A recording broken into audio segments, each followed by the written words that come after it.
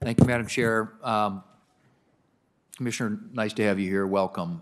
Since last year's IRS data breach or leak of private taxpayer information in which the left-leaning ProPublica went out on to publicize confidential taxpayer details, there's been no meaningful follow-up from the administration. In your March 8th response letter to finance Republicans, you pointed to Secretary Yellen's testimony that said the Department of Treasury, the Office of the Inspector General, the FBI, and the Department of Justice are conducting independent investigations into this matter.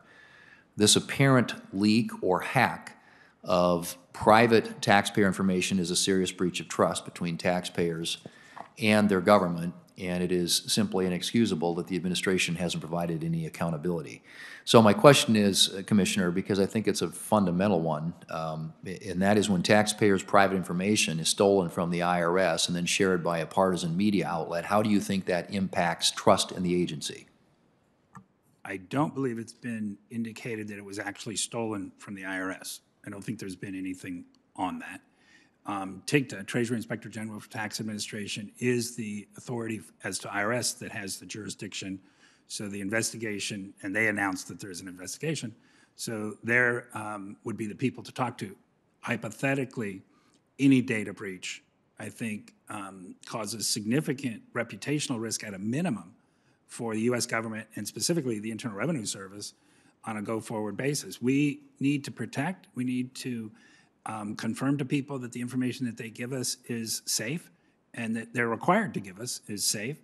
And security of taxpayer information is among the highest priorities, not only of myself, but I think any commissioner who's been here and any commissioner who will follow me. I'm glad to hear you say that. And so as a follow-up, when do you expect, based on what you just said, the administration to provide accountability regarding the unauthorized disclosure of taxpayer information?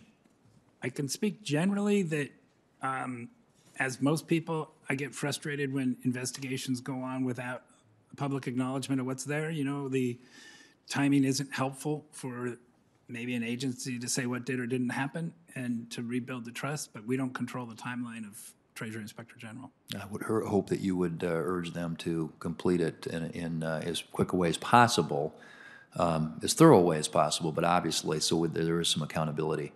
I hear from a lot of South Dakotans who are frustrated with the IRS. Many are reaching out to my office as their returns are over 6 months behind. Not only are they frustrated with the delay, but with the lack of assistance, as it feels impossible sometimes to reach an IRS representative. When can taxpayers who are still waiting on their 2020 and 2021 tax returns expect to receive a completed return? We have 2.7 million paper returns that were filed in calendar year 21 in inventory. We have 2.3 paper returns filed in 22 that are in inventory. Those are not necessarily dated because that's our current system.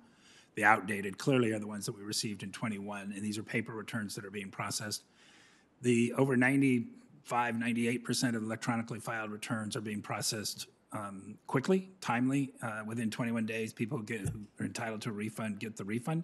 The ones that fall out, statistic I gave earlier, they can fall out for a variety of reasons. You know, typically it's a non-matching of two economic impact payments don't add up or something like that, a math error. They fall into our error resolution service. Last year at this time we had 7.7 million returns in error resolution service. Today, we have 741,000, so less than 10% there. A lot of the statistics that I could go through, you know, I won't necessarily belabor our time, but a lot of the statistics confirm that our decisions that we've been making in the last 6 to 8 months are correct and accurate, and that we're trending in the right direction. And I will also say we have tried innovative, creative things that were never tried by this agency before. It's a very risk-averse agency. We did not assume risk to get here, but we took really educated moves to put us there. And I'll be the first to say that every suggestion, I'll put it on myself, of how we can get through this did not work as intended. And so we had to come back. But I will say that to the extent that that occurred, it was with the intent to get this right, and to get it right quickly. Okay. And so the effort and desire really was there. We get the importance of getting, and appreciate it, of getting refunds out to individuals as quickly and as accurately as possible. Well, and I appreciate your attention on clearing the backlog and urge you to prioritize improving customer service. As you know, the timely, as you mentioned, processing your returns and the ability to talk with an IRS representative are cornerstones to good tax administration.